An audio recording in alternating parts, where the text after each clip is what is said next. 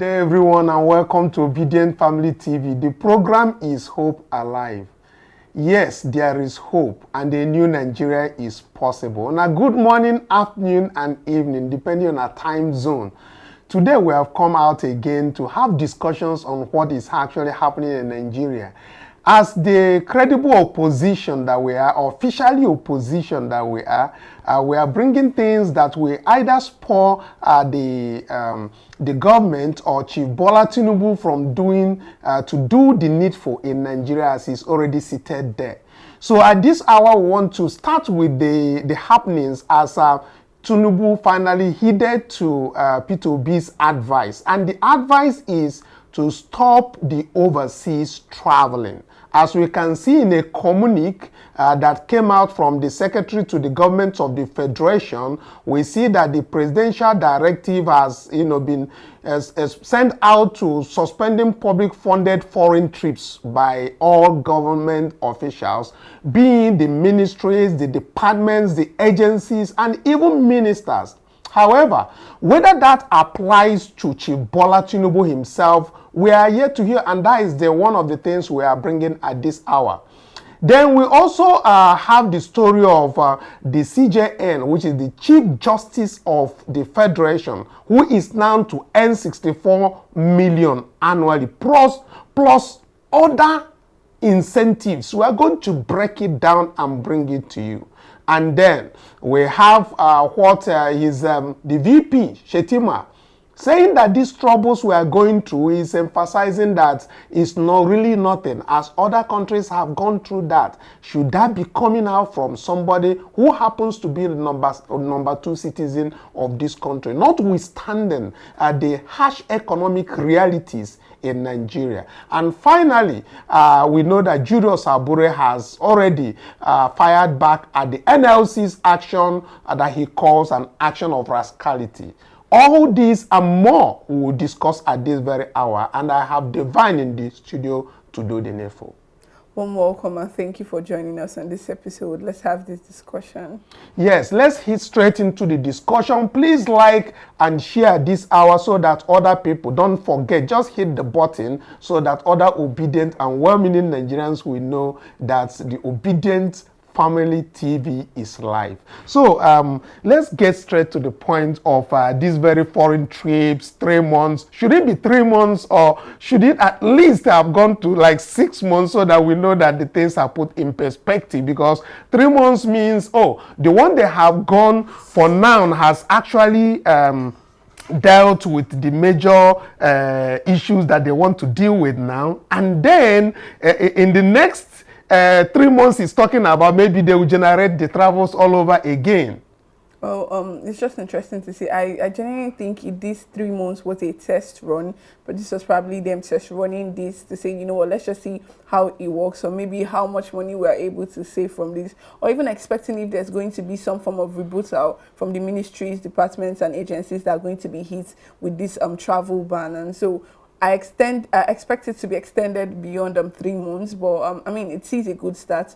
3 months at least. Let's see how much we're able to actually save the Nigerian government, because it's a lot of expenditure going on, especially on very frivolous travels and travels that could be avoided, especially since they have no actual bearing or need in the Nigerian economy. Yeah, exactly. And we know that His Excellency P2B had often, in different occasions, highlighted the importance of suspending these particular foreign trips. He had voiced it in his X handle, and all what he keeps doing, which is what the credible opposition should be doing, is highlighting the fact that so much money is being expended on this trip.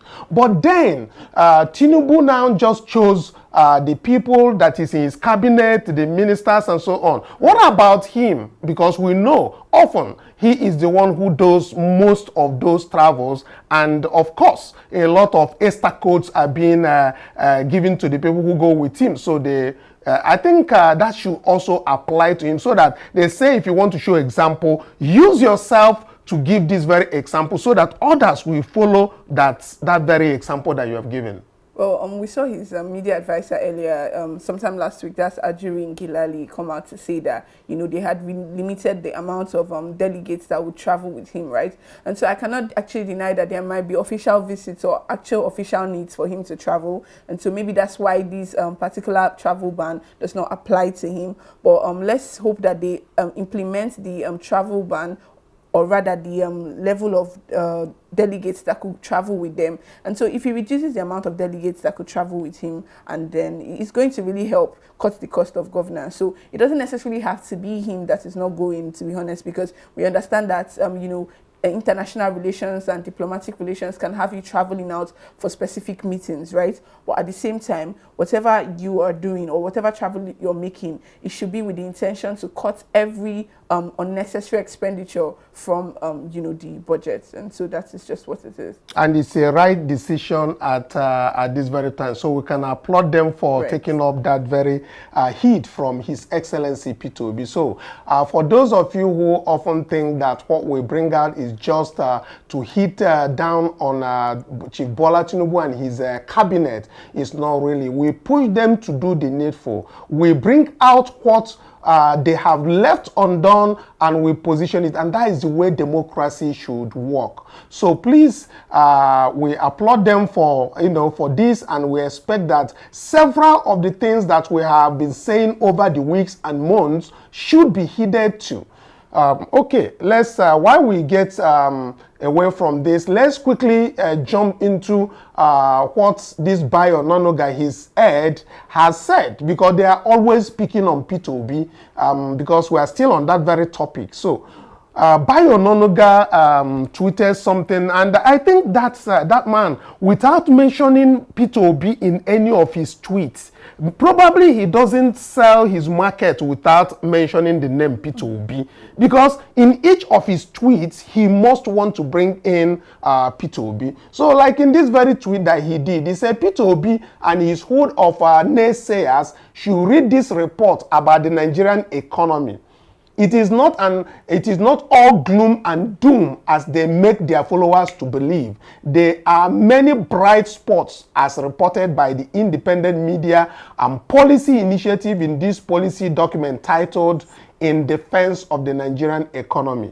It's a long read, but full of insight. We have observed with dismay the seeming congenital amplification of the numbers of companies that have shut down operations in Nigeria or relocated out of the country by corporate sector advocacy groups and the opposition. This is noticeable done with derision as they make to cast the country in the frame of hostile business environment with the lowest cost on business establishments. I need to stop here. So, you know, it's a long read. But what I started with, I want us to observe is that Bayo Onanuga, whenever he wants to deliver a message from Chief Bola Tinubu, without mentioning P2B's names, he is not it's not interesting to him, or maybe people will not be interested in that very particular tweet that, or a post that he sent out. But we have people who are reacting to it. But before we get to their reactions and counter reactions from the same Bayo Onanuga, what are your thoughts on this? Well, my thoughts are actually in the line of, we know that P2B currently is the face of the masses, right? When it comes to politics in Nigeria, we know who the people align their thoughts with, and that person is His Excellency P2B. So I understand why it is necessary for the ruling party to actually mention his name in everything that they say, or try to, you know, at least appeal to him or appease him, because you know he has a lot of influence, and that the obedience movement is actually a formidable movement. So basically he was trying to say, you know, we should, just like friend Omakri said the other day, that Naira gained 6 Naira or appreciated by 6 Naira, and that P2B wasn't tweeting about it. And the truth of the matter is, we see the little, or you know, the baby steps in the direction of growth and development, right? And that is why we're here. We applaud them when they make the right decisions and the good ones, but expecting that there will be some kind of carnival call, or maybe we'll think, you know, hallelujah in their name just because they had done what they are actually in position to do, is really unbecoming, because they are doing their job. And so if he appreciates by 1 Naira, or maybe there's something, maybe fiscal policy rises up by 2%, we cannot actually be the ones to come and, you know, just sing hallelujah in the name, because we have a totality of other aspects in the Nigerian ecosystem that needs urgent attention. And so him calling on P2B to look at it is just very, it's filled with the division he's talking about, because we have pressing issues. This is not the time to rest on our oars or actually seek validation from the opposition. You should do the work that you are there for, and if you appease Nigerians and make Nigerians happy, of course we are not enemies of progress. We're actually going to give you the credit that you so want. Yes, let's take a look at what other people are saying about this very particular post. We have this one coming from FS, and this one coming from FS Yusuf said, part one long paragraph because of Peter Obi. Shebi una win election, na say una win election, na no go start work. This is coming from FS. And then again, Bayo Ononuga responds to this very particular FS Yusuf by saying that the report is meant for you as well, not just your candidate, P2B. Don't always concentrate on the negative. Have the grace to spot the bright sides. Now, coming to you, Divine, talking about the bright side, we just talked about what Chief Bola Tinubu did, and that is the way we started this. He did the right thing by stopping taxpayers' money being used for foreign trips and all of that, and we gave them credit for having done that. And Bayo Ononuga won't be coming here to be directing anybody on what is good and what is bad. We know what is good that should be talked about, and when they do one, we give them credit for that. But we are in opposition, and we look at the side that is not good that they are always going through, because let's say about 70% of their decisions has been wrong, and that is what we are hitting on. Well, let me correct that. I actually think it is a bit more than 70, probably 80% seems fair, right? But yesterday, we actually talked about the Senate passing the Student Loan Act into law, and we commended them, right? So even when they reviewed the criteria for assessing this loan, we also commended them. Yes, we see the baby steps, but the truth of the matter is that there's still a lot that Nigerians need to see a change in. Until we see that change in all ramifications, it is not fair to us to expect probably a loud victory, because we're yet to defeat the majority of our problems. And so, yes, maybe there are little nice policies being made here and there, but the truth of them is most of them are just existing as ideas. They are abstract because we've not gotten to see them in implementation. Like I said, this government is so very skilled when it comes to propaganda, and it's like most times they say things that they want to implement, good policies, but they never get to actually put it in reality. From the Oronsaye's report to different things that they actually claimed that they were going to do, the CNG buses that they promised the Nigerian Labour Congress, they are yet to actually do them, like implement them, or yet to see the physical fruits of these policies. So yes, they are good policies in theories, but till we're able to see the physical manifestations of these policies, do not expect to hear any loud victory, especially coming from the opposition. Yeah, so audio, that is what we keep hearing. Let's even take a look at that very increment that Chief Bola Tinubu is doing to Chief Justice of Nigeria, probably for handing down the presidency at the Supreme, because we see now that we are looking at about 64 million as a salary annually, and we have a breakdown that shows that the Chief Justice of Nigeria will take about 1.1 million as a monthly basic salary and 4.3 million as regular allowances. This motor vehicle loan, which is optional to be repaid before the expiration of his tenure. This is what is happening while we have about the masses has not even gotten the minimum wage that we are talking about.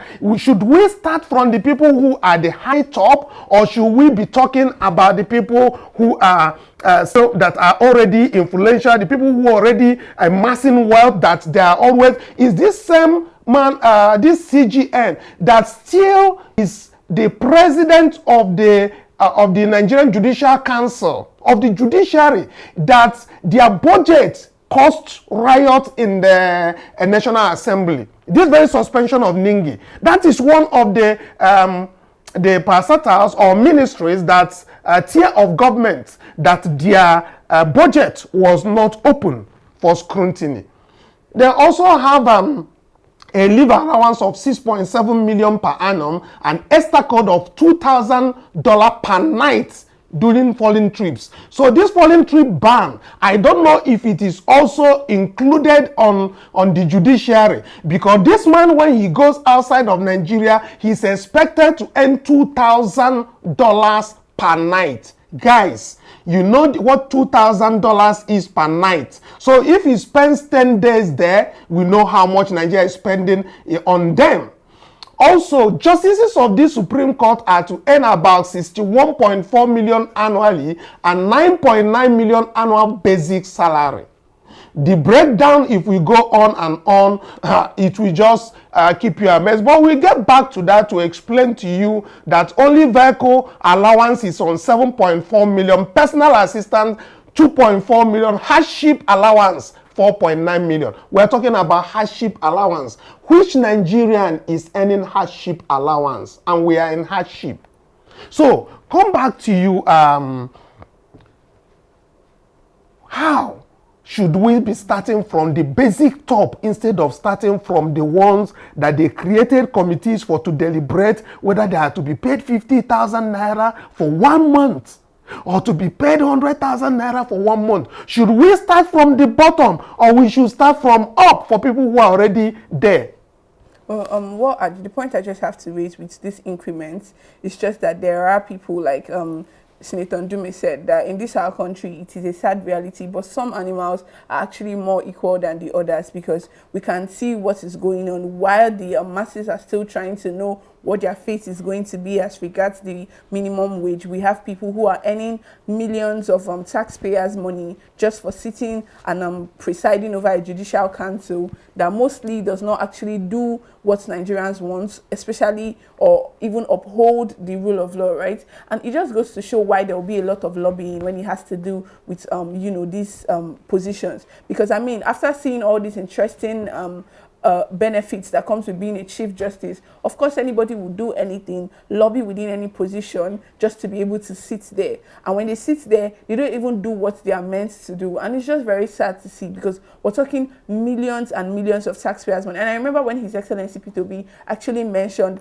that a country that any country where politicians are actually richer than businessmen would never prosper. And Nigeria is actually a typical example of this, because even entrepreneurs are finding it hard to actually sort their everyday bills. And we have people who are just paid to sit in air-conditioned offices and actually trips around spending government money.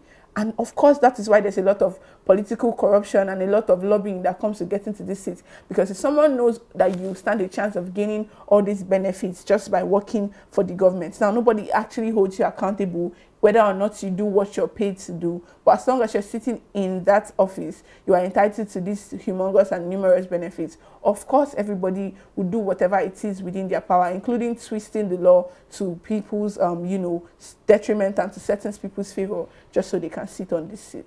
Okay, so we'll also be looking at coming back with this judicial stuff to give you all what even the Court of Appeals are earning. But before we go, we have been expecting, or some people has been asking us, what have His Excellency P2B has to say about the attack on the Labour Party headquarters and all that. In due course, we believe that His Excellency P2B is going to speak on that. And I think he's watching the dramas that are unfolding there, and to now properly assess the whole situation for him to address well-meaning Nigerians and Obedience on that matter. But then Julius Abure, who is actually at the helm of this controversy, has also spoken his mind and want to bring what he has to say pending when we hear from His Excellency P2B. So let's take a listen to what Julius Abure says about the NLC's action. Well, he calls it rascality. Let's take a listen. We are here, the Nigerian Labour Congress specifically, who ought to be a source of strength to the Labour Party, is the one on a mission to destroy the party. I must state clearly that this mission did not start from the NLC today. That since 2014, the NLC has been on this mission to destroy the party. I must say clearly that whenever the party is on the path of making progress and success, the Nigeria Labour Congress will always come up to draw the party back. The NNC have been involved in several litigations against the party unwarranted. The NNC have been involved in several backstabbing of the party, drawing back the party in all ramifications since 2014. I say here clearly, all of you, including journalists here, are aware of the role we played in the 2023 general election. How we took this party from nothing to something. Even if that is the success we have recorded. The current action of the Nigeria Labour Congress, does it call for that? The answer is clearly no. Again, a labor movement that should be interested and happy that the Labour Party is coming of age. Today we have a governor. Today we have 7 senators. Today we have over 35 House of Rep members. Today we have members all over in the houses of Assembly. And I know that there are workers' issues that requires legislative intervention. Should we not galvanize what we have and use it to get to where we want to be? It is very clear that it's in a mission of destruction, a mission to set the Labour Party back, a mission to destroy the party. And that is his motive. And I'm very categorical about it. But we will not allow him. Members of the party who have invested in the party, who have been in the party for the past 20-something years. I have spent 22 years in this party. I will not allow my investment to be destroyed by Joe Ajero, who is a visitor to the party. I believe that his motive is politically motivated. But like I said, he is in the best position to say what his motives are. But from my own perception, for him to be this rascally, for him to throw away the laws of the land, order the carpet, and take to illegality, shows a high level of desperation, a high level of greed, a high level of inordinate ambition. And I think that this ambition that is taking too far. Abure firing back at the Nigerian Labour Congress. Well, as these matters are unfolding, we have also heard some people, the Big Tent organization has also rolled out their own displeasure with Abure, citing different instances. But we don't want to join issues with the Big Tent or their thoughts on Labour Party, because here strictly we are dealing with well-meaning Nigerians and obedience.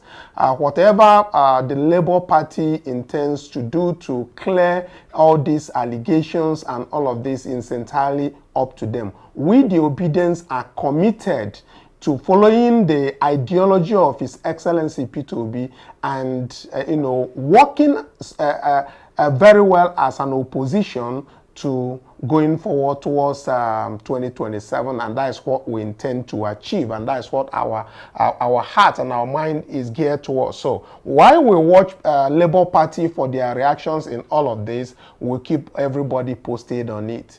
So we also got a report of this ECOWAS communique about the 16 officers that were killed by the militants, so to speak, in Niger Delta. So we got this communique. After going this communique, we felt that the ECOWAS are really one-sided. They were really not looking at it also from the perspective of can we say the scores of people, the civilians who were actually killed at that very place, and which we believe that is also the people from West African states also.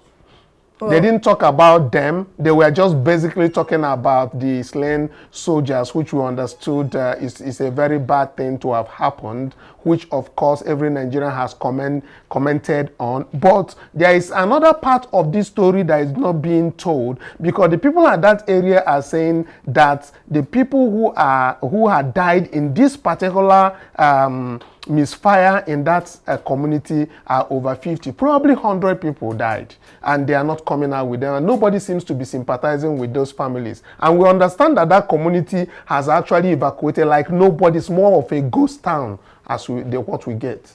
Oh, I think the ECOWAS, first of all, we know who the head of the ECOWAS is, and so having said that, we know that they are at the mercy of the mainstream media, in the sense that they report, or rather they react as the reports came to them. It was recently we got to hear about the other part of the story, which suggested that there were casualties in the Okwama community, and that the Nigerian military was the one who had actually started it before it escalated, and maybe in retaliation they had killed the men of the Nigerian military, which we totally condemn. But no life is to be placed higher than the others, because they are all very important. So the ECOWAS is actually reacting based off what they heard. And secondly, we know that Chief Bola Ahmed Tinubu is the president of ECOWAS, or rather the chair of ECOWAS. And so at the same time, they are at the risk of actually reporting based on what they are told, and the fact that they are reporting based on what they want this story or the narrative to be. And so yes, they have condoled with the families of the lost Nigerian military soldiers, but at the same time, the Okwama community people actually nursed their own wound, because they are all collateral damages in this situation. And so we condole with both the families of the lost soldiers and that of the families from the people who lost their lives in Okwama. Okay, so we expect that ECOWAS, while they condole the military, they should also condole with the people of this community and Nigeria in general for the loss of lives and the properties that were lost in that community. Let's get away from this a little bit. Let's get to what P2B did when he visited the NESA Premier Hospital in Jabi, Abuja. I think they went with Dr. Mo, and a lot of things that Dr. Mo actually posted on his page, which we want to bring to you. So you can actually go to Dr. Mo's page to get some of the insight he shared, as he said that during his compassionate visit to the NESA Premier Hospital in Jabi, Abuja, they had a spontaneous encounter with the esteemed Dr. Wada, a figure of immense respect and accomplishment, is renowned for pioneering the first successful test tube baby procedure in Nigeria. This groundbreaking achievement not only signifies the pinnacle of medical innovation, but embodies the spirit of hope and perseverance. In the midst of the hospital's corridors, where the fragility of life is keenly felt, Peter Obi's visit took a deeper significance. And in what it became a testament to the power of empathy and the unwavering commitment to uplifting those in need. The meeting with Dr. Wada served as a poignant reminder of the remarkable strides made in the field of medicine, as well as the profound impact that dedicated individuals can have on the lives of others. This encounter stands as a testament to the resilience of the human spirit and the potential for transformative change. It serves as a beacon of inspiration, reminding us that through compassion and innovation, we can create a world where every individual has the opportunity to lead a healthy and fulfilling life. A new Nigeria is possible. This is coming from Dr. Mo. So we thank you, Dr. Mo, for this very particular post, and we also applaud His Excellency P2B for going around the Nigerian to actually put the people in need, support the people in need. So as we don't go, our time don't they give us signal, and the signal where they give us, make we begin to do, make we come out for studio. But before we come out, I go always bring you the Obidient Family Cooperative Society. But before I do that, I want bring something to our attention. And what I want bring to our attention, now one person will be say in just go for in waiting then they call that, is it Instagram page, contact say in they predict the death of EFCC chairman. This young man when I see for screen now, he there for they don't arrest him, he there for EFCC. Sake of say in the talk say in the predict the EFCC man's death. Well, the joke or in know the joke.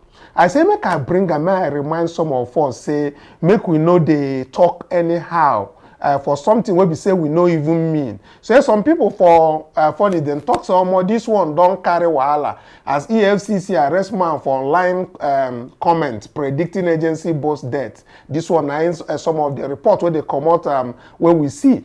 But again, why do I bring this? I bring this information because somebody actually threatened the wife of the sitting president, Chief Bola Tinubu, and that is Remi Tinubu. Somebody, an Islamic cleric, called her names and said that she deserves to die.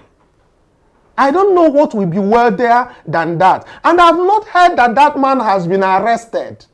But this man, now this young boy, has been arrested for prediction.